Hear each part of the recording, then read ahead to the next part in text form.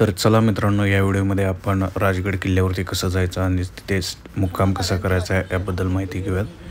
तर सुरुवातीला तुम्हाला इथे पार्किंगसाठी गाडी पार्किंगसाठी जागा मिळेल. तिकीट आहे 20 रुपये आणि किल्ल्यावरती जाण्यासाठी 5 रुपयाचे एक तिकीट काढायचं आहे. एकदा का तुम्हाला तिकिटाचा ॲक्सेस वगैरे भेटला की तुम्ही वरती जाऊ शकता.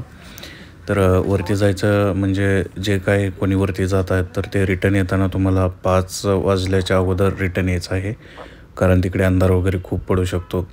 आणि ज्यांना कोणाला तिथे थांबायचं आहे किंवा टेंट वगैरे करून कॅम्प करायचा आहे त्यांनी एकतर स्वतःचा कॅम्प वगैरे वरती घेऊन जावं, किंवा त्याच्या व्यतिरिक्त वरती काही लोक आहेत जे तुम्हाला टेंट आणि कॅम्प प्रोव्हाइड करतात. म्हणजे ते 350 रुपयाला किंवा 400 रुपयाला दोघांसाठी टेंट देतात, त्याशिवाय अंतरायचं आणि पांघरायचं देतात. तर किल्ल्यावरती तुमच्या जेवणाची पण व्यवस्था आहे, जिथे तुम्हाला 120 रुपये थाळीमध्ये 2 तांदळाच्या भाकर आणि पिठलं मिळेल. तसेच 160 रुपयेमध्ये तुम्हाला 2 भाज्या आणि 2 भाकरी मिळतील. तसेच तुम्हाला एक मॅगी 60 रुपयाला तिथे मिळेल. वरती जाताना तुम्ही तुमच्या पाण्याच्या बॉटल आणि खायचं साहित्य जेवढं घेऊन जाल तेवढं फायदेशीर ठरेल.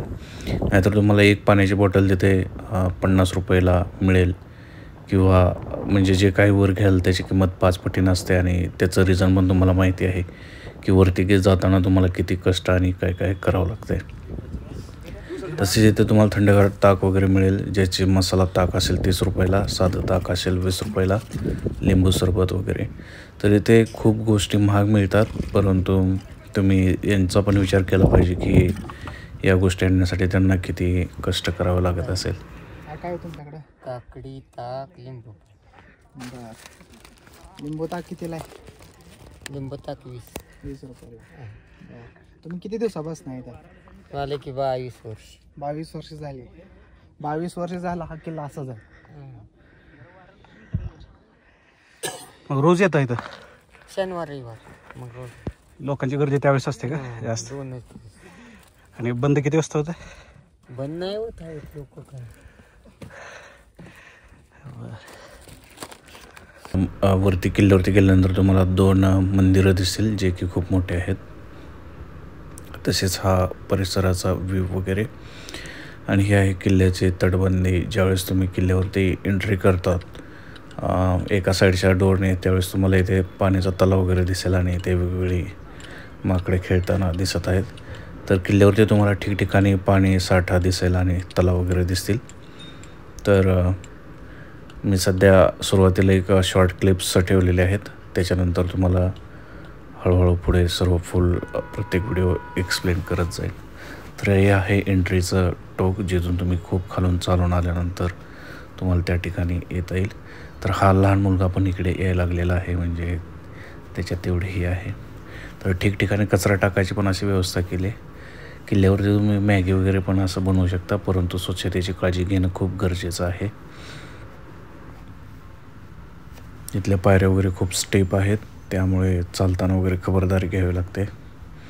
तर काही मित्र टेंट वगैरे घेऊन आले होते. तर हा व्हिडिओ आहे जिथून आम्ही किल्ला निम्मा सर केला होता. तर वरचा आहे बाले किल्ला, एकदम वरच्या साईडचा दिसत होता. तर तिथं जाण्यासाठी खूप हिंमत लागते आणि ताकद लागते आणि तेवढा स्टॅमिना पण पाहिजे तुमच्यामध्ये. पण ज्यावेळेस तुम्ही त्यावरती जाल त्यावेळीचा एक अनुभव वेगळाच असतो. तर असं चालताना वगैरे धाप वगैरे लागते. तुम्ही जाताना तुमचा खाऊ वगैरे पण घेऊन जाऊ शकता, परंतु कचरा वगैरे अजिबात करायचा नाही कुठे. तर आम्ही किल्ल्याकडे चाललो होतो त्यावेळेस किल्ला हा दुरून असा दिसत होता. हे डिस्टन्स आहे जवळपास 10 किलोमीटर. तिथूनच राजगड किल्ला एवढा मोठा भला मोठा दिसतो. तर काही मित्र किल्ल्यावरून रिटर्न येताना पण दिसत होते. तर बऱ्याच जणांची उत्सुकता असते. ज्यावेळेस तुम्ही पुण्यावरून ह्या किल्ल्यावरती जाता त्यावेळेस तुम्हाला गुगल मॅप रस्ता दाखवत नाही, किंवा तो वॉकिंग डिस्टन्सचा रस्ता दाखवतो. आणि तुम्ही तिकडे जाताना तुम्हाला ठिकठिकाणी अशा प्रकारचे घरं वगैरे दिसतील, जे की गावाकडच्या टाईपचे आहेत. तुम्हाला रस्त्यावरती ठिकठिकाणी असे बांबू वगैरे दिसतील, बांबाची बेटं वगैरे. तर हे ट्रॅव्हल करतानाच एक पाहण्यासारखे एक निसर्गरम्य दृश्य आहे. आणि ज्यावेळेस तुम्ही ट्रॅव्हल करता तुम्हाला प्रत्येक वेळेस तुमची नजर किल्ल्यावरती जाते की एवढा भव्य मोठा किल्ला कसं काय असू शकतो. आणि म्हणजे प्रत्येक वेळेस एक आश्चर्याचीच भावना तयार होते. तर इथे तुम्ही गाड्या वगैरे पार्किंग करू शकता. 2 व्हीलर 4 व्हीलर सर्व काही पार्किंगचे एकदम व्यवस्था केलेली आहे, त्यामुळे तुम्हाला कुठेही अडचण येत नाही आणि सर्व काही व्यवस्थित त्यांनी नियोजन केलेलं आहे. तर खाली हॉटेल आहेत, वरती हॉटेल आहेत आणि एकदम खालच्या एंडपासून तुम्हाला सुरुवात करायची तर तो व्ह्यू असा दिसतो. ठिकठिकाणी तुम्हाला असे पर्यटक वगैरे भेटलेले दिसतील आणि त्यांनी प्राणी पक्षी किंवा शिवाजी महाराजांबद्दल माहिती लावणारे बोर्ड्स आहेत, तर ते वाचा आणि त्यांचं अनुकरण करा. हा जसं वरती जाईल तसं मी किल्ल्याचे व्ह्यूज घेतलेले आहेत आणि व्हिडिओ काढल्याशिवाय मनाला एक शांतता बसत नाही, एवढं नैरम्य दृश्य दिसत आहेत तिथे.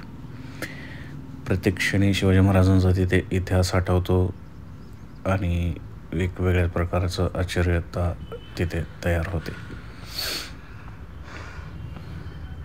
कचरा तुम्ही ह्याच कचरापेटीत टाकावा. हे आजोबांची फुल घेतलेली मुलाखत तुम्ही एकदा ऐका.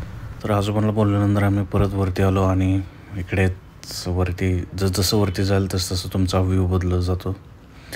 किल्ल्याचं काही ठिकाणी डागडुजीचं काम सुरू आहे. हा एक छोटा मुलगा होता, तो येऊन बसलेला, तर त्यालाही आम्ही याचा तो थोडासा कंटाळ्यामुळे त्याला आम्ही एक धीर देत होतो. हे वरती किल्ल्यावरती आलो तर इथून तुम्हाला एक एंट्रीचं गेट मिळेल. त्या दरवाजाचं नाव काय तरी आहे, मला लक्षात राहीना, पण मी सांगेन. इथून तुम्हाला असा व्ह्यू दिसतो किल्ल्याचा आणि इथे अशा ठिकठिकाणी खिडक्या आहेत की ज्या खिडकीतून एकदम वारं वाहतं दिसतं आणि तिथून हवा खेळते वगैरे राहते. किल्ल्यावरती बरेच जणांना मला काही माकडे वगैरे दिसतील तर त्यांना पण तुम्ही खाऊ वगैरे द्या व्यवस्थित. इथे लस्सी वगैरे पण दिली जाते, पण लस्सी घेताना सावधान, कारण ते सुरुवातीला 20 रुपये सांगतात, नंतर मसाला वगैरे टाकून 30 रुपये देतात आणि तुम्ही इथे फसू शकता. म्हणजे जे काय प्राईस आहे ते फायनल विचारा. परंतु इथे वरती तहान लागलेली असते, त्यामुळे हे असं शीत पिणं पण चांगलं आहे.